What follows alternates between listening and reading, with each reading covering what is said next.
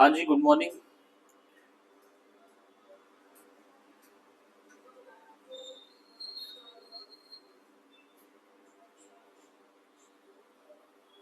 करें स्टार्ट बेटा फिर।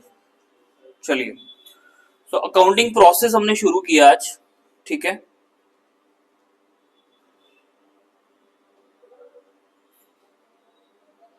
ठीक है, तो सबसे पहले हमने सीखा थ्योरेटिकल फ्रेमवर्क। ठीक है, और थ्योरेटिकल फ्रेमवर्क में हमने क्या क्या देखा। शाबाश, रिवाइज करते हैं थोड़ा सा। थ्योरेटिकल फ्रेमवर्क में हमने सीखा कि अकाउंटिंग क्या होता है, बुक कीपिंग क्या होता है, अकाउंटिंग स्टैंडर्ड्स क्या हैं, कन्वेंशंस क्या हैं, है ना। कॉन्सेप्ट सीखे हमने इसके। और क्या क्या सीखा। हम्म। हाँ, तो अब कहानी शुरू होती है अकाउंटिंग प्रोसेस। अकाउंटिंग प्रोसेस का मतलब कि अकाउंट काम कैसे करेगा, अकाउंटिंग काम कैसे करती है। क्लियर। तो इसमें बेसिकली उन्होंने चैप्टर का नाम आपको पहले क्लियर कर दिया, जैसे हम चैप्टर 2 कर रहे हैं इस वक्त। ठीक है, चैप्टर 2 अकाउंटिंग प्रोसेस, उसका यूनिट 1 कौन सा है, basic accounting procedure journal entries. ठीक है, तो मैं आपको बता दूं, इसको मैं अपने तरीके से थोड़ा समझाने की कोशिश करता हूं। तो बात करें अगर हम, अकाउंटिंग को करने के ना तीन तरीके होते हैं। अकाउंटिंग को करने के तीन तरीके होते हैं, जिसको हम बोलते हैं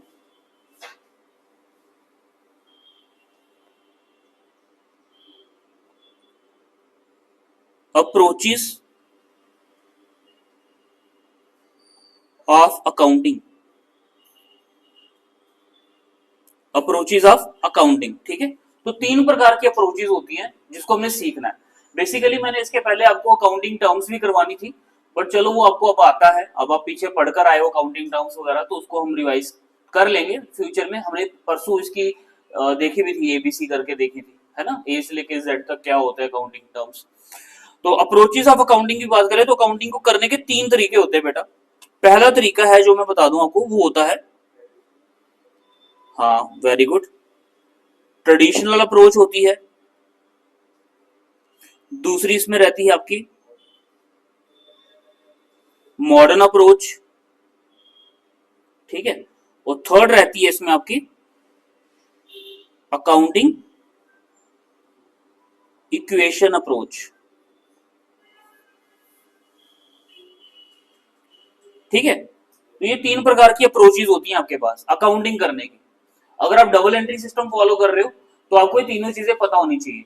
ठीक है, आज से 15 साल पहले, 20 साल पहले ट्रेडिशनल ही चलती थी और अकाउंटिंग इक्वेशन चलती थी। मॉडर्न अप्रोच काफी बाद आई है, लेट आई है। ठीक है, तो ट्रेडिशनल अप्रोच की बात करते हैं तो बेटा ट्रेडिशनल आपको पता ही है, जो हमारा ट्रेडिशन रहा है, जो लुका पीसीओली जो है फादर ऑफ अकाउंटिंग, जो उसने दिया था डबल एंट्री सिस्टम, है ना, डेबिट क्रेडिट वाली साइड, है ना।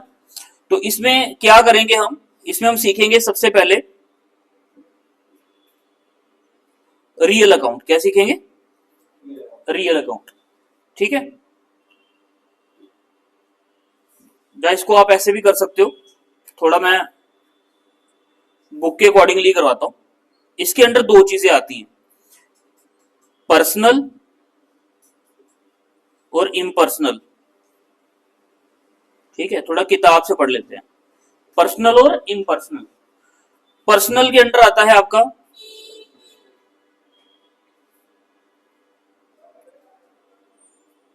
नेचुरल, और दूसरा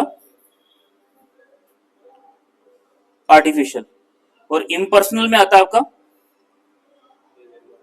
रियल अकाउंट और नॉमिनल अकाउंट। हाँ, ठीक है, वो हम इसके साथ ही रख लेते हैं, जिसको क्या बोलते हैं, PRA, personal representative account. But वो अक्रूवल बेसिस पे काम करता है, तो हम इसको अभी फॉलो एडजस्टमेंट एंट्रीज में ही करेंगे, अभी इसको फॉलो नहीं करेंगे। क्लियर। तो अब बात करते हैं रियल अकाउंट। तो रियल अकाउंट का अगर रूल देखें हम, क्या होता है, debit what comes in, credit what goes out. ठीक है, ये किसकी बात कर रहे हैं? अगर मैं इसकी बात करूं तो ये डील कर रहा है, deals in assets and cash. समझ आई? एसेट्स क्या होते हैं? हाँ, दोज हु हैव और to power to earn income, है ना, जिनके पास पैसा कमाने की ताकत होती है, एसेट्स। और कैश मतलब कैश वैल्यू, है ना, मनी।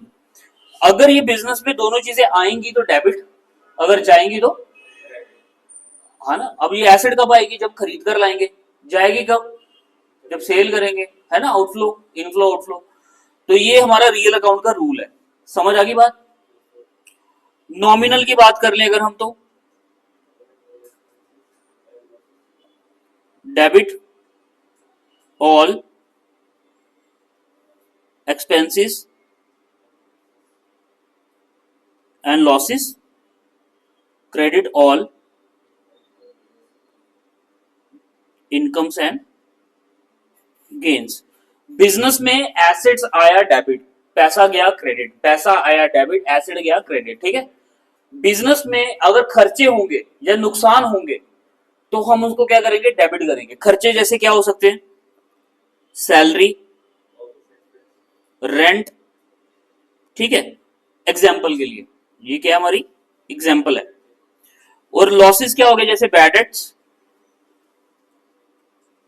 ठीक है, लॉस बाय फायर, ये सारे क्या है? खर्चे, नुकसान।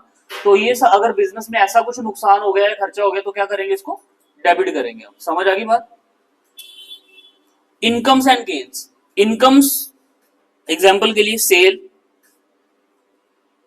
ठीक है, इंटरेस्ट अगर रिसीव किया बैंक से या इन्वेस्टमेंट से, वो। और गेन हो गया जैसे हमारा profit on sale of fix assets, है ना, profit on sale of fix assets हो गया। जहां आपने कोई डिविडेंड रिसीव करा तो गेन है ना, वो कैपिटल कैपिटल गेन हो गया। तो उसको वो अगर होगा बिजनेस में, हमें इनकम्स होंगी तो क्या करेंगे? क्रेडिट करेंगे, ठीक है। अब एक्सपेंस की बात की तो एक्सपेंस में एक चीज और जोड़ लो आप, परचेज। परचेज भी क्या होता है? खर्चा होता है। पहले लेकिन इसको हम एसेट के तौर पे देखते थे कि भाई परचेज हमारा क्या है? एसेट है, क्योंकि वो सामान लेके आ रहा है। स्टॉक हमारा क्या होता है? एसेट होता है। तो इसलिए हम उसको पहले परचेज को क्या देखते थे। लेकिन धीरे धीरे जब चीजें बदलती गई हैं, मॉडर्न अप्रोच आ गई, तो मॉडर्न अप्रोच क्या बोलती है? खर्चा क्या है? परचेज है। अब इसको मैंने जस्टिफाई भी करा था, कल को जब परचेज रिटर्न होती है तो गुड्स की बात हो रही होती है, तो है तो उसका इफेक्ट है। चलो वो हमें कोई नहीं करना, हमने फॉलो करना है जो रूल्स हमें दिए हुए हैं। क्लियर? यहाँ तो कोई दिक्कत तो नहीं है आपको? उसके बाद आता है नेचुरल एंड आर्टिफिशियल, समझते हैं क्या है। और आर्टिफिशियल पर पीआरए भी क्या होता है वो भी देख लेंगे। नेचुरल हो गया बेटा जिसका नाम उसी का काम, ठीक है। अब जैसे मैं लिखता हूं करुण सर क्लासेस, क्या लिखता हूं? तो करुण सर क्लासेस मतलब नेचुरल, करुण सर ही पढ़ा रहे और करुण सर का ही क्या है? बिजनेस भी है। अब लिखते हैं बालाजी इंस्टीट्यूशन, तो ये क्या हुआ? आर्टिफिशियल, नाम कोई और काम कोई और कर रहे हैं, है ना। समझ आ गई बात? वैसे ही इधर एग्जाम्पल लिख सकते हो आप राम श्याम, ठीक है, कोई भी नाम अगर किसी का आएगा तो वो नेचुरल है। और आर्टिफिशियल में क्या क्या आएगा आपका? All banks, all companies, all firms, ठीक है। जितने भी बैंक्स होते हैं, कंपनीज होती है और फर्म्स होती है, वो क्या होती है? आर्टिफिशियल होती हैं। बैंक्स कैसे आर्टिफिशियल हुए? किसी बच्चे का नाम तो नहीं सुना आपने? State bank of India. और किसी के घर बेबी हो गया, बोल रहे हैं मुबारक हो आपके घर पंजाब नेशनल बैंक पैदा हुआ जी। ऐसा तो नहीं सुना कभी आपने? भाई घर पे बधाई लेने के लिए लोग आए, हाँ जी कंग्रेचुलेशन जी एचडीएफसी बैंक आया आपके घर पे। ऐसा कभी नहीं हुआ। या फिर हाँ जी मुबारक है एयरटेल पैदा हुआ, ऐसा नहीं हुआ कभी भी। तो आर्टिफिशियल हो गया कि नाम कोई और रहेगा जो लीगल एंटिटी है। आर्टिफिशियल का मतलब क्या हो गया? Legal entity. लिख लो इसको, ठीक है। और पीआरए में हमारी दो चीजें आती हैं, अक्रूड, आउटस्टैंडिंग और प्रीपेड। आउटस्टैंडिंग को ड्यू बोलते हैं, हाँ जी। ये भी हो जाता है आउटस्टैंडिंग और प्रीपेड। ठीक है, ये हम फर्दर आगे डिस्कस करेंगे। क्लियर है? चलो आ जाओ मॉड्यूल के ऊपर। अब ये नोट कर लो अगर करना तो।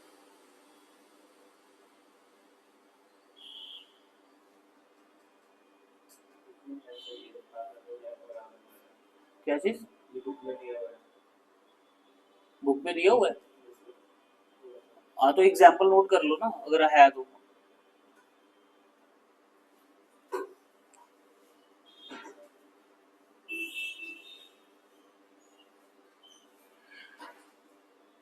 अच्छा चलो इकट्ठा ही कर लेना, पहले मैं ये भी समझा देता हूँ क्या चीज है। ठीक है, मॉडर्न अप्रोच की बात कर लेते हैं पहले। मॉडर्न अप्रोच में चार चीजें देखी जाती हैं। पहली चीज देखी जाएगी इसमें हमारी एसेट्स, लाइबिलिटीज, ठीक है, एक्सपेंस, इनकम। अगर एसेट हमारी बढ़ेगी तो उसको क्या कर देंगे? डेबिट कर देंगे। लाइबिलिटी बढ़ेगी तो, एक्सपेंस बढ़ेगा तो डेबिट, इनकम बढ़ेगी तो, बस ये मॉडर्न अप्रोच है। इसी को फॉलो करते हुए हम एंट्रीज बना सकते हैं। क्लियर है? और अकाउंटिंग इक्वेशन अप्रोच की बात करें तो इसका एक सिंपल फॉर्मूला है, asset equal to capital plus, ठीक है, asset equal to capital plus liability. इसको नोट कर लो, फिर हम आगे चलते हैं।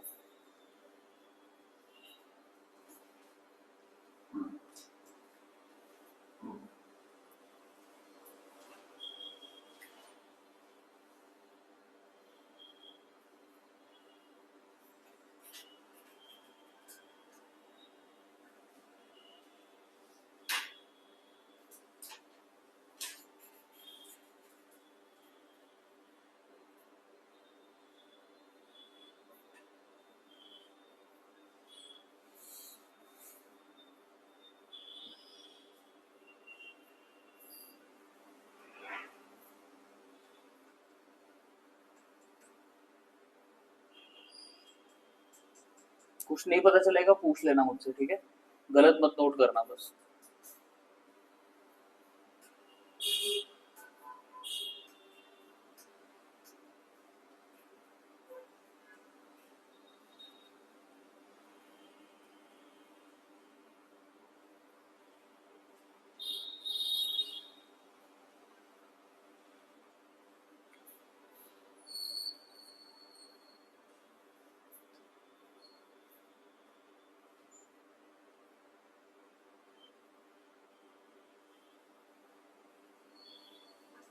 इसको माइंड मैप से ही बनाना, ठीक है, ताकि फ्यूचर रेफरेंस के लिए आपको यही याद रहेगा टेबल। और कभी ये भूलना चाहिए क्योंकि हम 11th 12th में पढ़कर ही आए हैं सब कुछ पीछे। बस फर्क इतना है कि पहले चैप्टर वाइज होता था, अब एक ही चैप्टर में सब कुछ है।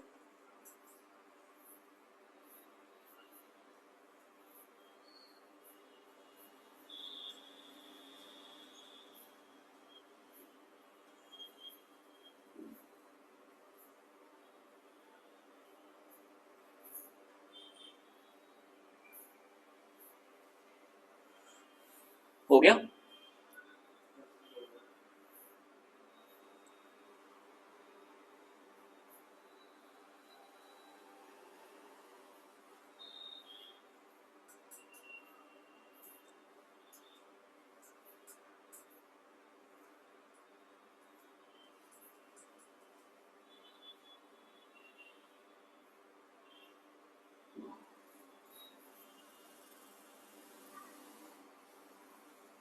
कोई चीज नहीं पता चल रही पूछ लो।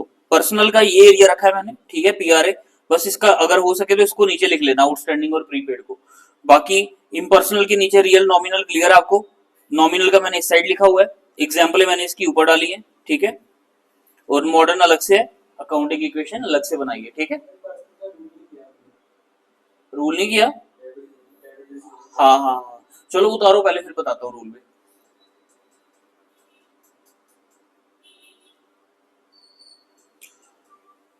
पर्सनल का रूल सिंपल है बेटा,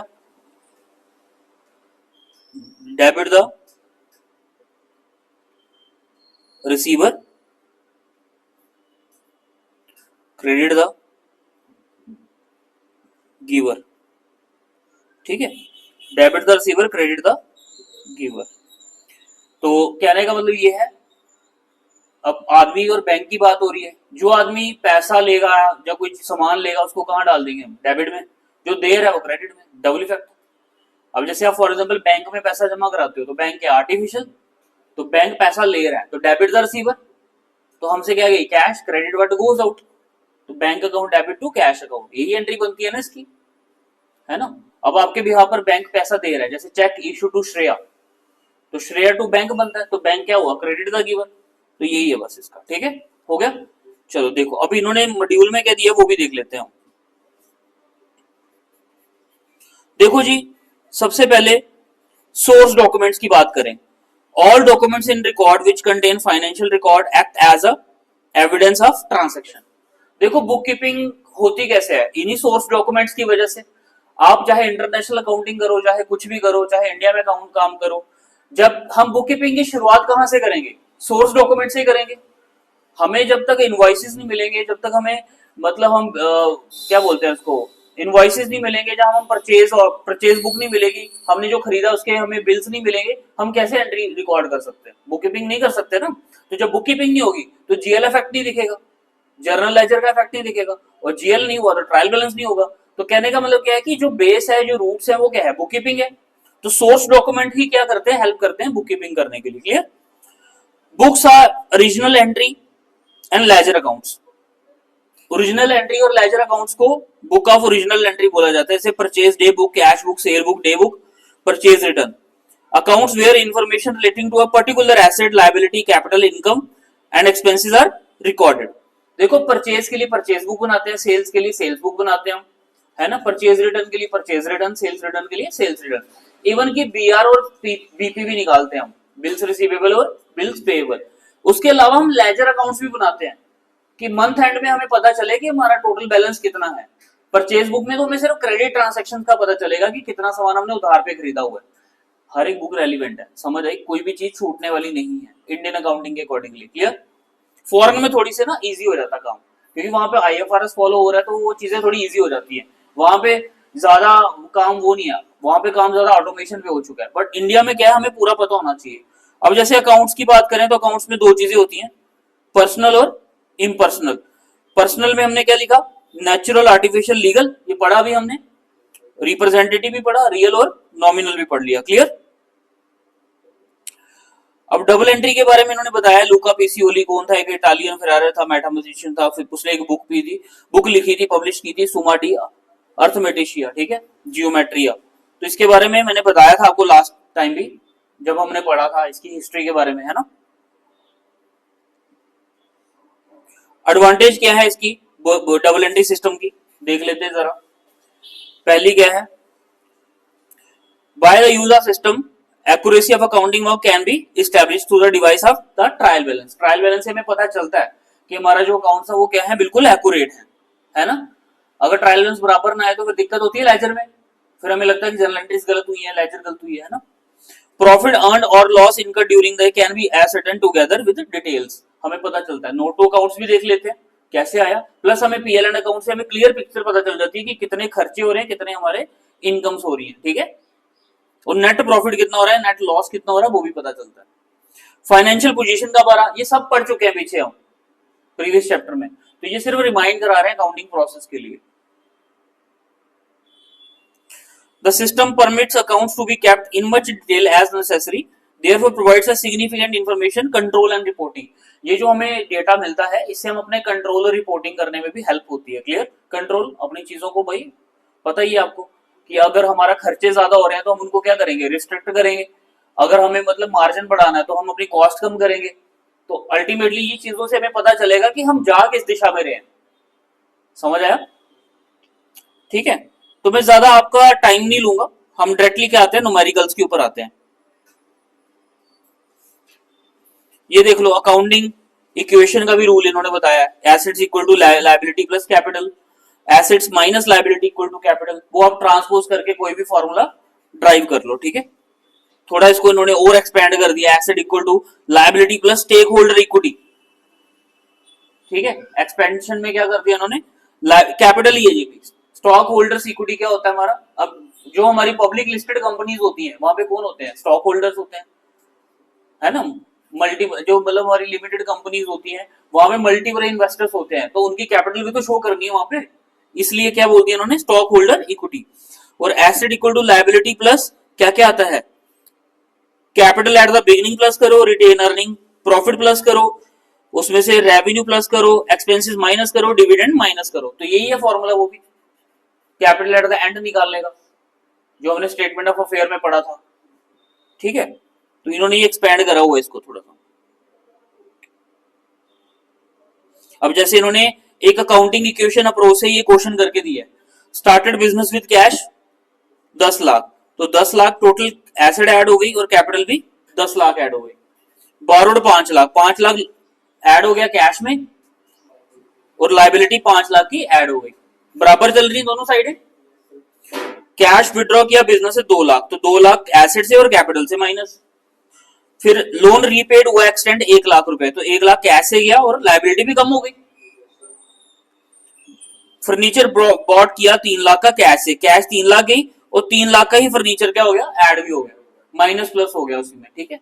अब इन्होंने थोड़ा सा इसको क्या करा है कि जर्नल टर्म में यूज किया, बट इसका पूरा फॉर्मेट होता है, एसेट्स के नीचे भी सब हेड्स आते हैं, हेडिंग आती है फिर सब हेडिंग आती है, ठीक है। फिर उसमें हम करते हैं इवन कि जब कल को आप प्रैक्टिकली काम करोगे, किसी कंपनी की रिपोर्ट्स बनाओगे, तो सबसे इंपॉर्टेंट यही चीज होती है कि बैलेंस शीट स्टडी करना आना चाहिए। बैलेंस शीट में हेडिंग सब हेडिंग क्या है, कभी कभार क्या होता है कुछ अकाउंटेंट्स को पता ही नहीं चलता कि ये इस खर्चे को इस चीज को कहाँ डालना है, किस हेड के अंडर डालना है, तो उसकी वजह से क्या होता है कि रिपोर्ट्स हिल जाती हैं आगे पीछे, तो उसे एक्चुअल रिपोर्ट हमें पता ही नहीं चल पाती। तो जब भी हम रिपोर्टिंग बनाए हमें पूरे हेड्स सब हेड्स के बारे में पता होना चाहिए।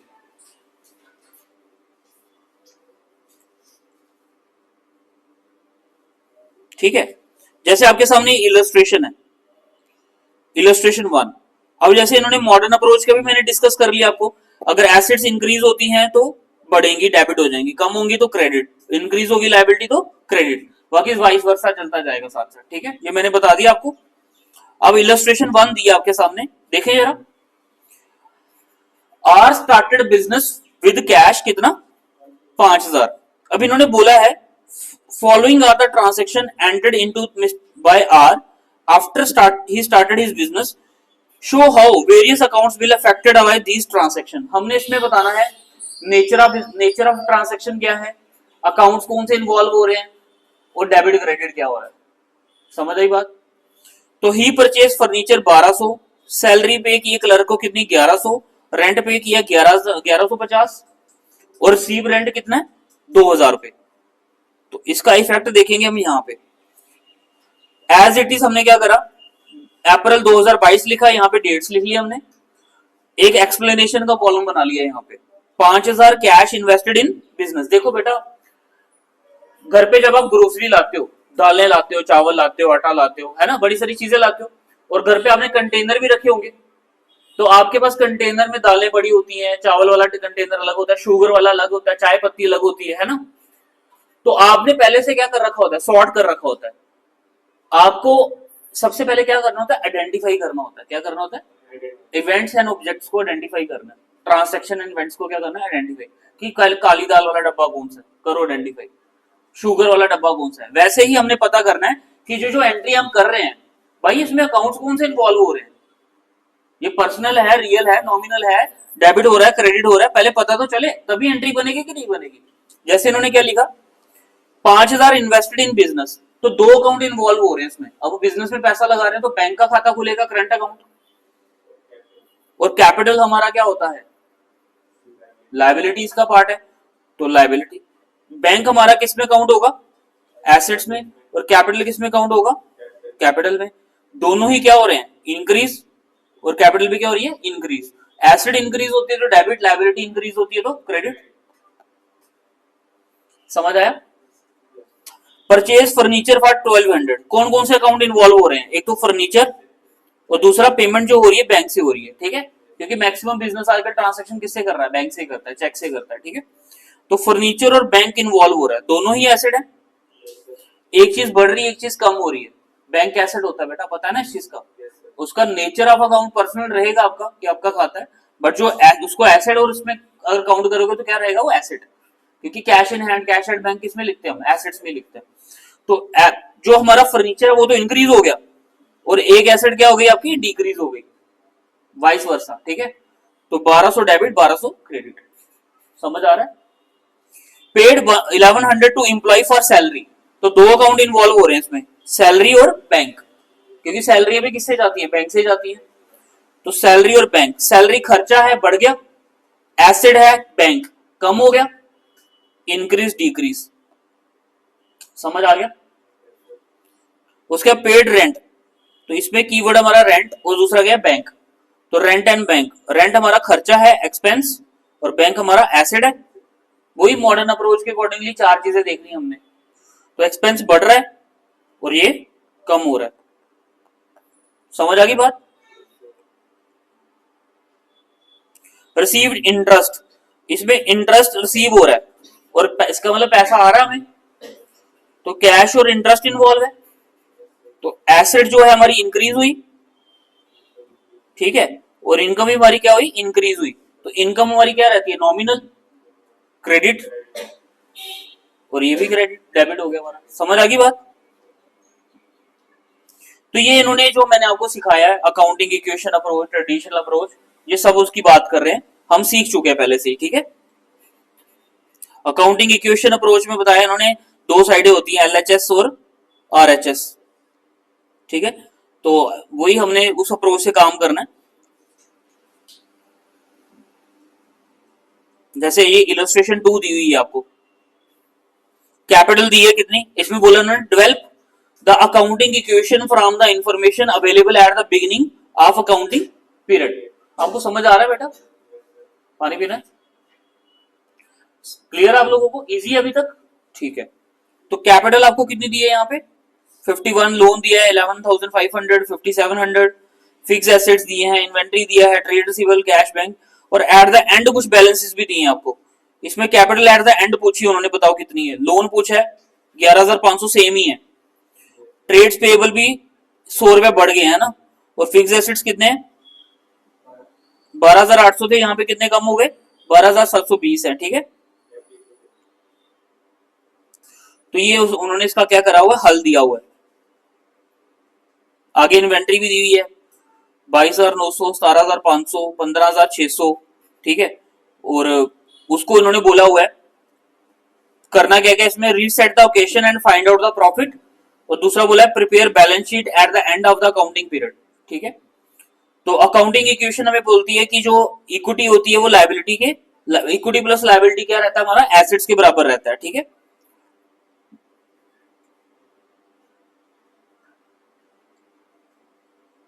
तो इन्होंने पहले क्या करा, लोन्स प्लस ट्रेड्स पेबल्स को क्या कर लिया, प्लस कर लिया, मतलब लायबिलिटी वाली चीज को प्लस कर लिया। फिर इन्होंने क्या करा, एसेट्स वाली सारी चीजों को प्लस कर लिया।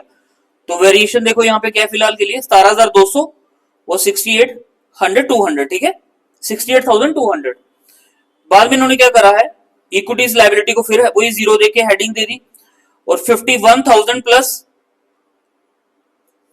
17,200 को क्या कर लिया, प्लस करके एसेट्स के बराबर बता दिया 68,200, क्लियर, बराबर करना है ना उसको। तो उन्होंने इसलिए इसको बिगिनिंग के बैलेंसेस को बराबर दिखाया इस इक्वेशन से, क्लियर आप लोगों को। क्वेश्चन देख सकते हो आप दोबारा से, ये देखो ये सारे बैलेंसेस दिए हैं आपको। यहाँ पे फिक्स एसेट्स देखो कितने हैं आपके पास, ठीक है, इन्वेंट्री, ट्रेड रिसीवेबल, इन सबको इन्होंने क्या कर लिया, प्लस कर लिया।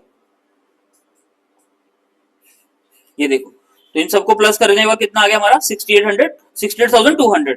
उसके बाद इन्होंने इक्विटीज और लायबिलिटीज को प्लस करके इसके बैलेंस के बराबर कर दिया, खत्म, कोई दिक्कत, ठीक है।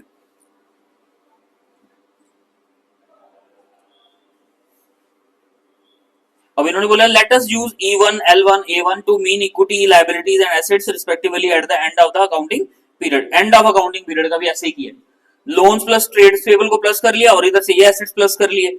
बाद में इन्होंने चेंज कर दिया फार्मूला, एसेट्स माइनस लायबिलिटी क्या होती है हमारी, कैपिटल, तो ये कैपिटल निकल गई इनकी, ये बस मार्जिन निकल गया E1 माइनस E0 कर लिया ऊपर से ये, ठीक है।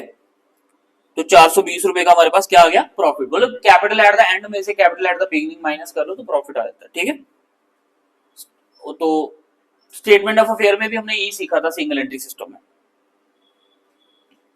और ये रही उसकी बैलेंस शीट क्लोजिंग, सारी एसेट्स को मेंशन किया, प्रॉफिट 420 ऐड कर लिया, यही होता है ट्रीटमेंट इसका।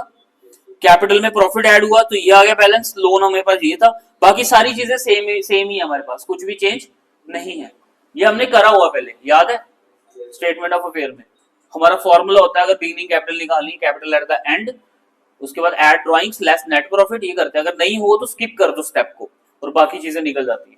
इवन की 12th में भी हमने इंटरेस्ट ऑन कैपिटल निकालते टाइम हमने ये ट्रीटमेंट लगाया था, ठीक है।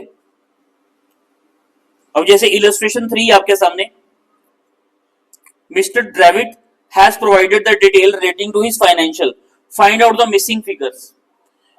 प्रॉफिट अर्न दिया है 5000, एसेट्स ऑफ द बिगिनिंग कितना दिया है A, liabilities of the liability at the beginning कितना दिया 12000, एसेट्स एट द एंड कितना दिया B, liabilities at the end of the year कितना दिया सी, क्लोजिंग कैपिटल कितना दिया 35000, टोटल लाइबिलिटी कितनी दी है 50000।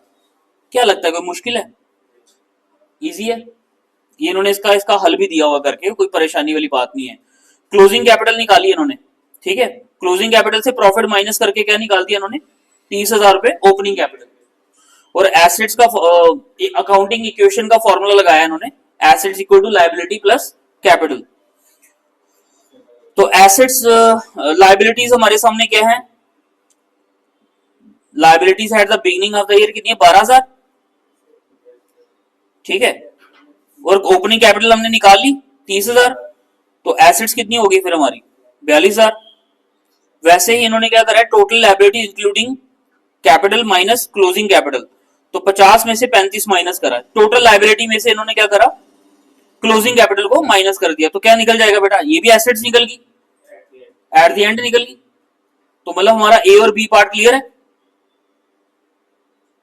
ठीक है। अच्छा जी,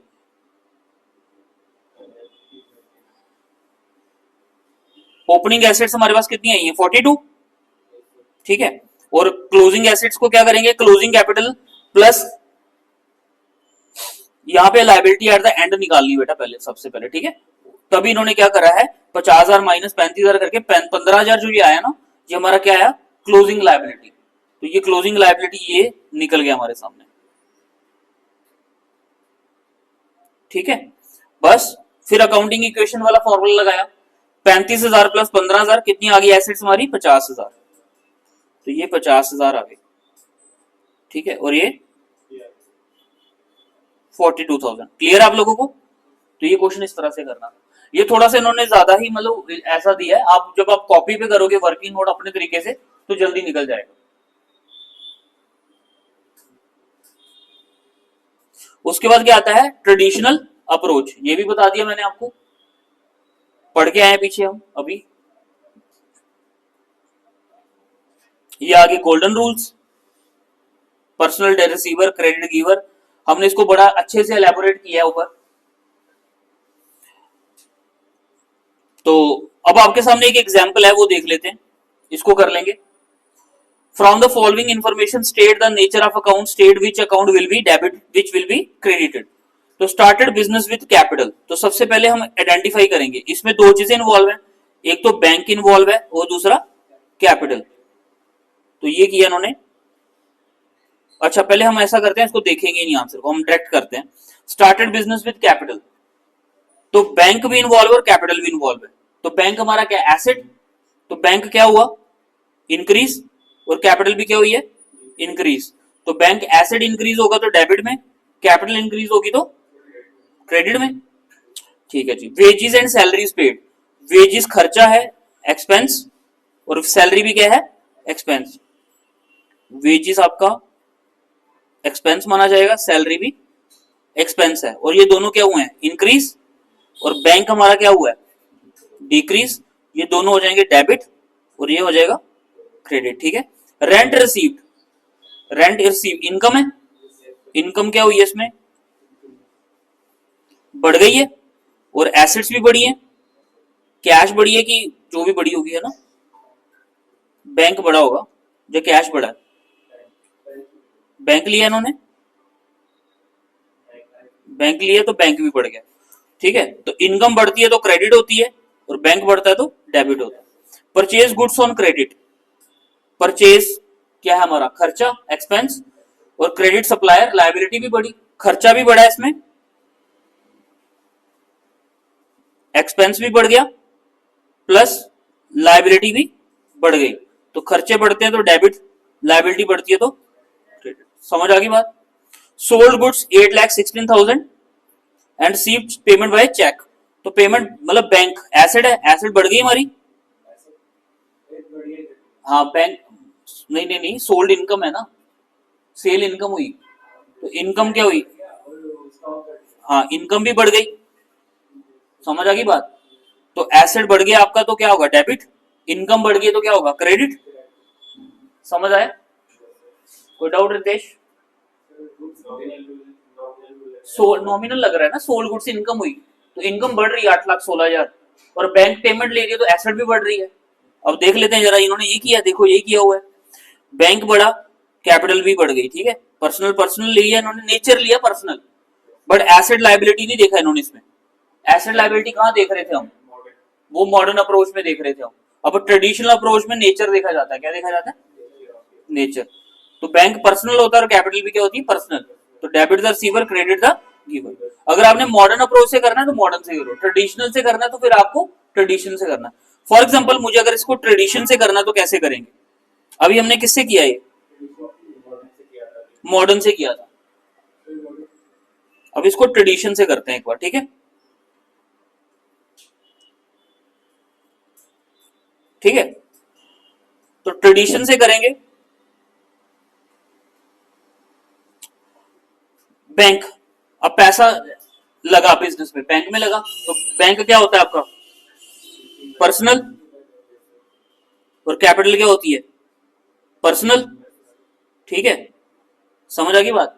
अब एक पैसा ले रहा है तो दूसरा दे रहा है, तो बैंक पैसा ले रहा है, डेबिट द रिसीवर, और जो दे रहा है क्रेडिट द गिवर, ठीक है। तो इसकी एंट्री क्या आ जाएगी, bank account debit to capital account. समझ आ गई बात, ट्रेडिशनल अप्रोच आ गई। Wages and salaries paid, wages and salary क्या, खर्चे, all expenses are debit, credit what goes out, bank लेना है, अच्छा बैंक पैसा देगा इनकी जगह तो क्या आ जाएगा, क्रेडिट द गिवर। समझ आ गई। तो एक इसमें लगेगा आपका एक्सपेंस वाला रूल, और दूसरा आ गया इसके साथ ही पर्सनल, डेबिट ऑल एक्सपेंसेस, और credit giver, credit the giver. समझ आ गई बात। रेंट रिसीव, इनकम हुई है, ऑल इनकम्स आर क्रेडिट, और बैंक डेबिट द रिसीवर, पैसा कौन ले रहा है, बैंक ले रहा है आपकी जगह पे, तो डेबिट द रिसीवर आ जाएगा। इसमें आपका लग जाएगा एक इनकम, और दूसरा लगेगा बैंक, सॉरी पर्सनल।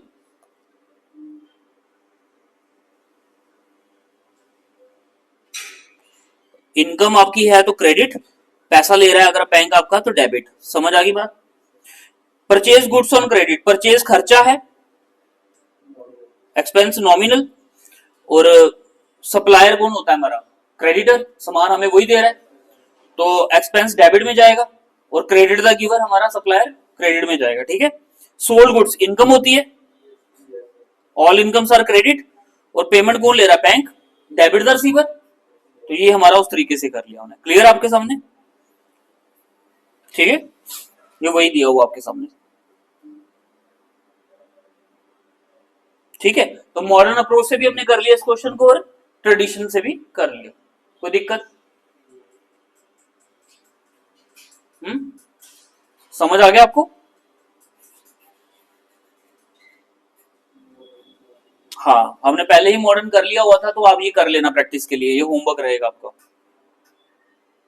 ठीक है। ये होमवर्क रहेगा, और ये फॉर्मेट है जर्नल का, ये हम चाहे तो हम कल कर लेंगे, कोई दिक्कत नहीं। अगर आता है तो अच्छी बात है, नहीं आता तो तब भी ठीक है, कोई दिक्कत नहीं। ये जर्नल एंट्रीज का फॉर्मेट बना के उन्होंने बताया हुआ है। अब जैसे ये इलस्ट्रेशन आपके सामने वाली 5 वाली, ठीक है, Ajit started business with capital, तो इसमें हमने जर्नल एंट्रीज बनानी है, ठीक है। तो ये क्वेश्चन भी आप ना क्या करोगे, घर से होमवर्क ट्राई करोगे, ठीक है। ये क्वेश्चन भी ट्राई करना घर से। नई एंट्रीज निकलेंगी तो बताना मुझे। ये 6 वाली एंट्री है, ये भी आपने करनी है ट्रेडिशनल अप्रोच से और अकाउंटिंग इक्वेशन अप्रोच से। कोई भी डाउट आएगा तो मुझे बताना है। अकाउंट्स इन्वॉल्व देखने,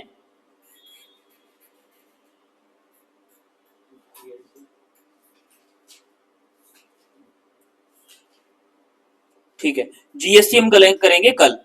बाकी आपका जो भी अकाउंटिंग के रिलेटेड था वो काम, वो सारा आपका कंप्लीट चाहिए मुझे कल तक, ठीक है, हो जाएगा। जर्नल एंट्रीज जितनी भी हैं, अकाउंटिंग मतलब जो है आपके आइडेंटिफिकेशन और ट्रांसैक्शन अकाउंट्स इन्वॉल्वमेंट, वो सारे आप घर से करके लाना। जीएसटी में कल समझा दूंगा आपको। समझ आ गई बात? और ऑलरेडी हमने करा भी है ये, तो इसमें कोई इतनी बिग डील नहीं है, ये हो जाएगा आपसे। ठीक है बेटा, इतना रखें आज के लिए। चलो।